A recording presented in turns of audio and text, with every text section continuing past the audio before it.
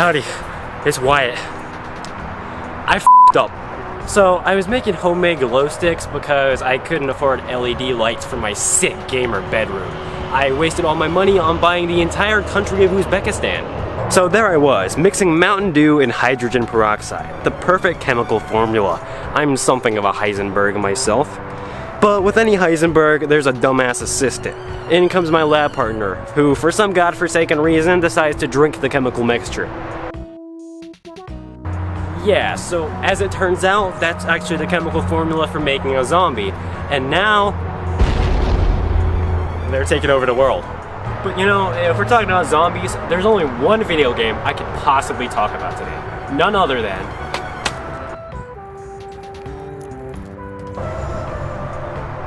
Ew, what the fuck? Yeah, right, The Last of Us. What do I look like, a trend chaser? I mean, the HBO show is literally airing right now. Not that I've watched it yet. Sure, I could just ride the hype and talk about it, because that's what's hip. But no, there are other zombie games that need to be played, and today I hope to provide you with one very different than what we're used to today. None of this flashy cinematic storytelling that defines today's biggest games. We're going back to the roots with an arcadey style game that anybody's grandma can pick up and play. Never mind, she's not into it. Also, don't take that as me saying modern games are bad. Obviously they're not, they wouldn't be winning all these awards if they were. Unless the Game Awards is rigged, but Jeff Keighley wouldn't do that. No, like actually, that's not sarcasm. Jeff is a cool dude. He's always got the drippiest kicks in the West. He has fashion. Realistic cinematic games are obviously good. How could you play God of War Ragnarok and say it isn't good? And of course, a lot of these games in this day and age revolve around zombies. No surprise there. Zombies have been one of those hip tropes for a while now, since like even the 1950s or so. There's a reason The Walking Dead has like 11 seasons. Now, is it a bit oversaturated? Hell yeah. I'm sorry, if you show a trailer for a first-person shooter where you kill zombies, nothing about it is gonna stick out to me compared to other games with that same exact concept. We probably peaked at The Last of Us, or Left 4 Dead 2 if you want a multiplayer experience. Back when Valve still made games, right? Well, I heard that Half-Life Alyx was actually pretty good, but that's besides the point. How about we go back to a time where these zombie games weren't as oversaturated? I've talked about this before, but my first console I ever had was a Super Nintendo that was handed down to me from my siblings. So for a few years there, I was living it up like it was the 90s. I played tons of Super Mario World and Donkey Kong Country, and to a lesser extent, games like Aero the Acrobat and Bubsy, because they were the only other games I had. Save for one game. Ever since I was a kid, this game's been in the back of my mind, itching for a replay. I remembered enjoying it as a kid, I think, but who knows, maybe it was never as good as I actually thought it was. You might hear me say stuff like that a lot in the coming months, by the way. A lot of my upcoming videos are just huge nostalgia trips for games I played as a kid. It's one hell of a drug, man. The game in question today, however, is Zombies Ate My Neighbors. This game was released on the Super Nintendo and Sega Genesis, and I'm not really sure how they differ, if at all, but I'll be talking specifically about the Super Nintendo version. So we boot up the game and get the option to play as one of two playable characters. We have this guy over here, Johnny Test or something, and then this girl. If you're playing co-op, you get both of them at the same time. But I played it alone because some people can't be trusted. So, we enter the first level and the premise is immediately made clear. You run around, shoot the zombies that come out of the ground, and save the neighbors hidden throughout the level. I got a water gun that kills zombies. Funniest thing I've ever seen. I'm not sure if that was an artistic decision or if they just did it so the game wouldn't be considered too violent. This was during the age of controversies like Mortal Kombat and Night Trap after all. One example of this is the blood in the game. When you get a game over, this blood starts to trickle down the screen, but it's purple? Purple guy! It's almost like Danganronpa or something, where the blood is pink. That's very off topic though. Might not be wise of me to bring Danganronpa into this. I mean, yeah, this first level does a great job at immediately explaining how the game works. You walk to the left and the zombies show up, and you find out that you can kill them. You walk up to this cheerleader and collect her. Alright, that's a little strange, but you get the idea. You're saving them from the zombies. Then you move further up and find all these items you can grab, like a key and more weapons. Boom, that's the main concept of the game. Those 3 things. That last one is probably the most important part of the game. Well, I did not have a very good time playing through this. Not because the game was bad, but because I seriously messed up. There are no breaks in this game. Yeah, it's one of those. When you progress to the next level, you keep all the items and stuff that you collected, which is good because you should really conserve some of that stuff for certain parts of the game. Yep, I didn't do that. I used up like all my weapons in the 3rd level, then I got stuck later on because I didn't have what I needed to deal with something, and I didn't know I had to keep my items. I mean, that's good for sure. Stuff like that is really cool in Metroidvanias and stuff. I love Super Metroid because the feeling of discovering an item that you need to progress is just so great. However, in Super Metroid, if you miss something, you can always backtrack, and you'll have to. This game, not quite as forgiving.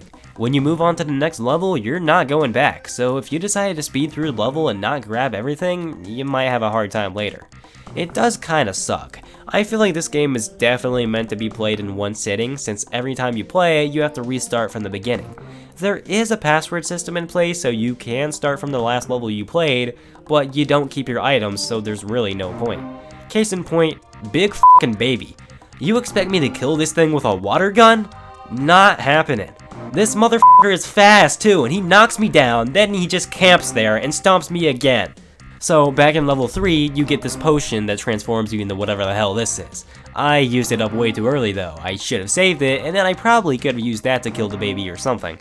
Don't take that out of context. I usually don't kill babies. Usually. Now, if it sounds like I'm shitting on the game, I am, but it's not the game's fault I'm incompetent. Item management has never been my strong suit. Excuse me for playing the game how I wanted to play it. Just let me use up my bazooka in the grocery store level as much as I want. Just let me live out my fantasies, because God knows the dollar store won't let me do it. But no, I need the bazooka for later so I can bust down this wall like the Kool-Aid Man. Can you tell I'm being overdramatic? But yeah, that's basically the gameplay. You run and gun, you save the neighbors, and you're done. I know it isn't one, but when I was playing this game, it kind of vaguely gave me Mystery Dungeon vibes. I know it isn't one because there's no grid system or turn-based combat system, it's a running gun, I get that. I guess it's just the way that it's from an isometric point of view, and then when you save all the neighbors, there's this exit that shows up, and it just kind of reminded me of going upstairs in Pokemon Mystery Dungeon games. I don't know, it just unlocked a memory for me. Maybe I should talk about Pokemon Mystery Dungeon in the future. I don't know what the point of me saying that was, but hey, it wouldn't be the first time I had a weird take. I almost called Luigi's Mansion a Metroidvania. They're gonna crucify me for that one. Enough about the gameplay though. This game oozes character. It's a great tribute to 50s era horror and stuff like that. Obviously, zombies are the most prevalent enemy in the game. What, you thought it was called Zombies Ate My Neighbors and you were gonna start shooting Nazis or something? But even beyond that, there's plenty of cool enemies that are based on these pop culture horror antagonists. For example, in the supermarket level, these dolls with axes jump out of their boxes and try to kill you. They're really fast too. I remember they gave me some trouble as a kid. This is definitely similar to something like Chucky. Or I guess you could say Toy Story. At the end of the day, what is Chucky if not demented Toy Story? I mean, the main character even has a skull shirt. He's like Sid from Toy Story. Well, actually, these little guys reminded me of the villager from Animal Crossing a little bit too. He's got the axe and everything. Then we get to the 4th level. This one, it brings back memories. Not particularly great memories either. I never got past this level as a kid. It was just too hard for me. You're in this hedge maze, and there's these guys with chainsaws who chase you through the maze. And they can just cut through the hedges to get to you faster, cause that's just so fair, huh? When I first loaded into this level when I was playing the game for this video, this level gave me flashbacks, man. Hedge mazes kinda scare me, and I never knew why. Then I saw this, and it all came back. Being chased through a maze is some scary shit.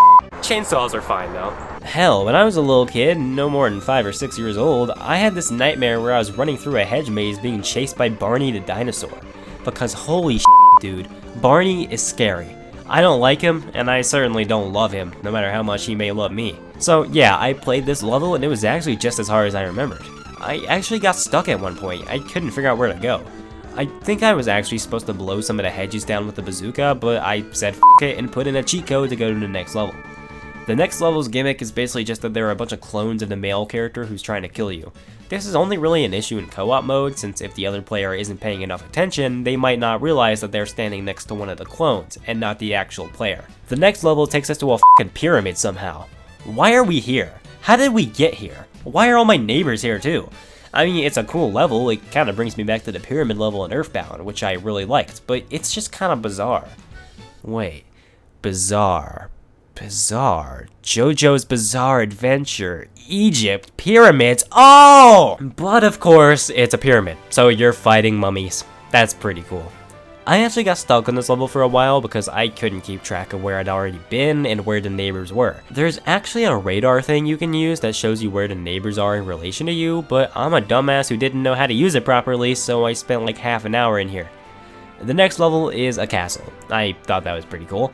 Definitely a nice aesthetic in games. Like, I haven't played that much of A Link to the Past, but I've played the beginning enough times to know Hyrule Castle is pretty neat.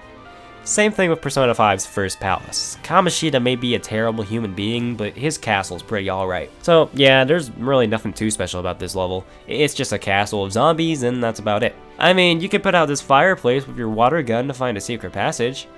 That's neat, I guess. Or we can just not put it out. I think Santa's ass really needs a good toasting. And then the next level is where I gave up, the baby level. The baby is pretty much the first boss of the game, and since I royally f***ed up by not saving the items I needed, I just gave up. This is the 8th level, out of 55. But to my understanding, most of the level themes we just talked about repeat themselves, so it's fine. The neighbors don't really have as much personality, they're pretty generic. Here's a guy cooking on a grill, here's a cheerleader, here's f***ing Indiana Jones or something. This is a LucasArts game. I'm just as surprised as you. I didn't know they did anything outside of Star Wars. Also, last thing, apparently somebody turned this game into an FPS. That's kind of badass. So that was a pretty fun game. Do I plan on beating it? No, it was actually pretty hard, and I don't feel like messing with the right item management because I'm too dumb.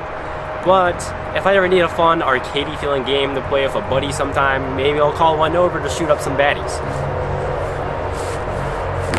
Except my buddy is a zombie now. Right. Look, man, can't we like bargain or something? I got zombie blood. Are you like that? You got this from Party City? Yeah.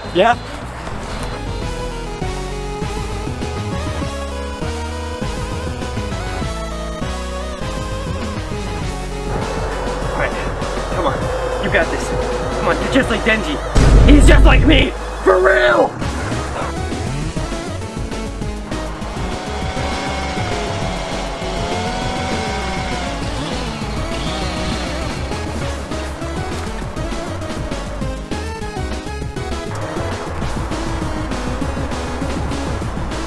So, you wanna play this zombie game?